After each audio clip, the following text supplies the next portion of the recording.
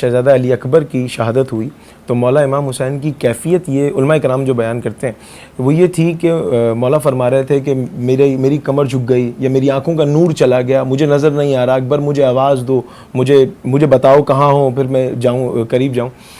اور دوسری طرف ہم دیکھتے ہیں حضرت ابراہیم علیہ السلام، یہ ایک طرف ایک کرب کی کیفیت ہے، موت ہے اور پریشانی ہے، اور دوسری طرف حضرت ابراہیم علیہ السلام جب حضرت اسماعیل کو ذبح کر رہے ہیں مطمئن ہے، ایک طرف پریشانی ایک طرف مطمئن، تو دونوں میں سے افضل کون ہے؟ حضرت امام حسین کو مولا کو صبر کا علمبردار کہا جاتا ہے نا، یہ کیسا معاملہ ہے؟ حضرت ابراہیم اور امام حسین علیہ السلام تو بعد میں ذکر ہوگا نا، پہلے سرکار دو جہاں کی بات کرتے ہیں۔ حضرت ابراہیم علیہ السلام جو ان کے فرزند تھے، ان کے جنازے پہ نبی مکرم باقاعدہ گریہ کیا ہے اپنے، جبکہ وہ بچہ ذبح نہیں ہوا، وہ بچہ شہید نہیں ہوا، وہ بچہ نارملی طبعی آپ کی کسی تکلیف کی وجہ سے، کسی بیماری کی وجہ سے حضرت ابراہیم کی رحلت ہوئی۔ اتنا روئے ہیں نبی کہ زوجات رسول نے فرمایا کہ یا رسول اللہ آپ تو ہمیں صبر کی، تو حضرت فرماتے ہیں میں کیا کروں، میرا دل جل رہا ہے، میرے سینے میں آگ لگ رہی ہے اور میرے آنسو بے ساختہ نکل رہے ہیں۔ تو پہلی بات تو یہ جان لینی چاہیے کہ رونے کا صبر سے تعلق نہیں ہے، رونے کا تعلق انسانی کیفیات سے ہے۔ جتنا بڑا انسان ہوگا اتنا ہی اس کا دل نرم ہوگا، اور جتنا دل نرم ہوگا اتنا وہ روئے گا۔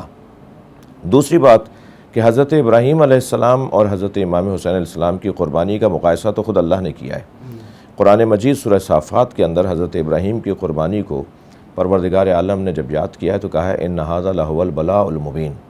یہ بہت بڑی آزمائش ہے جو حضرت ابراہیم کے لیے اللہ کہہ رہا ہے میں نے قرار دی ہے، یہ بہت بڑی البتہ یہ نہیں کہہ رہا میں نے قرار دی ہے۔ اللہ جب بھی کسی کو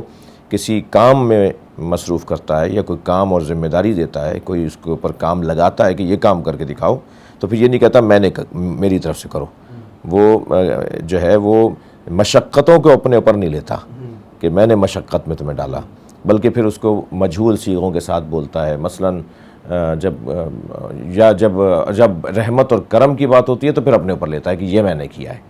یہ اس کا ربوبیت کا ایک انداز ہے۔ تو حضرت ابراہیم کے لیے وہ کہہ رہا ہے کہ یہ سب سے بڑی آزمائش تھی، یہ نہیں کہہ رہا میں نے ڈالی ہے، یہ سب سے بڑی آزمائش تھی جو ابراہیم نے دی ہے۔ سلام ہو ابراہیم کے اوپر، وفدیناہ بذبح عظیم، اور ہم ابراہیم کی قربانی کو ایک بڑی قربانی پر مؤخر کر رہے ہیں۔ تو وہ جو ابراہیم علیہ السلام کی قربانی ایک بڑی قربانی پر مؤخر ہوئی وہ کربلا کی قربانی ہے۔ لہٰذا اقبال بھی کہتے ہیں کہ اللہ اللہ بائے بسم اللہ پدر، مانی ذبح عظیم آمد پسر، وفدیناہ بذبح عظیم جو قرآن میں ہے، اس کے معنی کو کہتے ہیں علامہ اقبال مانی ذبح عظیم آمد پسر، پسر یعنی امام حسین، مولا علی بے کے نیچے کا نقطہ، اور ذبح عظیم کا معنی پسر یعنی علی کا پسر حسین۔ تو حضرت ابراہیم نے بھی آنکھوں پہ پٹی باندھی، حضرت ابراہیم نے بھی اپنے کپڑے سمیٹے، حضرت ابراہیم نے بھی اپنے بچے کے پیروں پر اور ہاتھوں پہ رسی باندھی کہ یہ پیر ہاتھ چلائے نہیں، اگر ہاتھ پیر چلائے گا گلا کٹتے وقت تو میرا دل نرم ہو جائے گا۔ آنکھوں پٹی یہ باندھی کہ میں دیکھوں گا تو تب ایک شخصیت دیکھ ہی نہیں رہی، آنکھوں پہ پٹی باندھی ہوئی ہے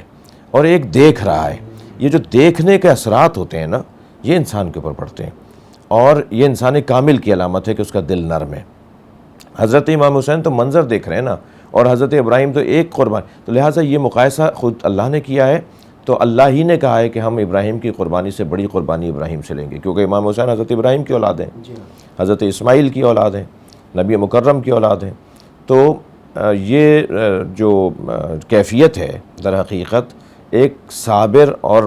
صاحب نفس مطمئنہ ہی کی کیفیت ہے کہ وہ اس موقع پر اپنے احساس کا اظہار کرے۔ پھر حضرت امام حسین نے اپنے احساسات کا اظہار، تیسری بات اس لیے بھی زیادہ کیا تاکہ حضرت کی مظلومیت، حضرت کے ساتھ جو ہو رہا ہے، جو کیا جا رہا ہے،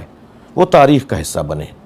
اور آج اگر ہم بات کر رہے ہیں تو یہ جو حضرت کی شہادتوں یعنی کربلا کی شہادتوں کے منظر ہیں وہی تو ہم بیان کرتے ہیں کہ جن کی وجہ سے حضرت امام حسین کی طرف توجہ ہوتی ہے لوگوں کی کہ وہ مظلوم ہیں، اور اللہ نے بھی مظلوموں کا ساتھ دینے کا حکم دیا ہے۔ اللہ کہتا ہے مظلوم کے حق میں آواز بلند کرو چاہے کسی کو بری لگے۔